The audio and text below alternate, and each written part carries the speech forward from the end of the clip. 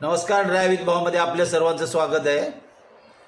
या व्हिडिओमध्ये ना आपल्याला काही 3 असे व्हिडिओ आहेत ना, ते ॲक्सिडेंट तर आहेच आहे, पण मी कुठल्या ॲक्सिडेंटबद्दल बोलणार नाही.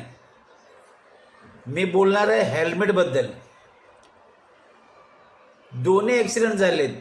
पहिला रिक्षाने स्कूटीवाल्याला मारला, दुसरा ॲक्सिडेंट कारवाल्याला धडकून पडला, आणि तिसरा हा मला वाटतं फूड डिलिव्हरी आहे तो आहे.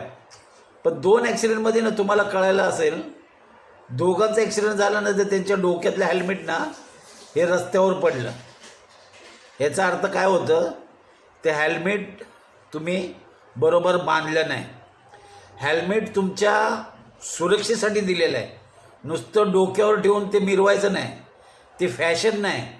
ज्यावेळेला तुम्ही कुठे निघता बाहेर कामासाठी, तर ते प्रॉपर इथे तुम्ही त्याला बांधलं पाहिजे. दोन्ही ॲक्सिडेंटमध्ये तेच झालं आहे. जसा ॲक्सिडेंट झाला दोघे रस्त्यावर पडले, काही हालचाल नाही.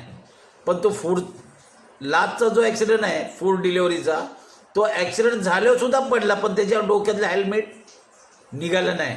याचा अर्थ काय, त्यांनी प्रॉपर ते बांधलं होतं. म्हणून कायम हेल्मेट तुम्ही व्यवस्थित बांधायचं.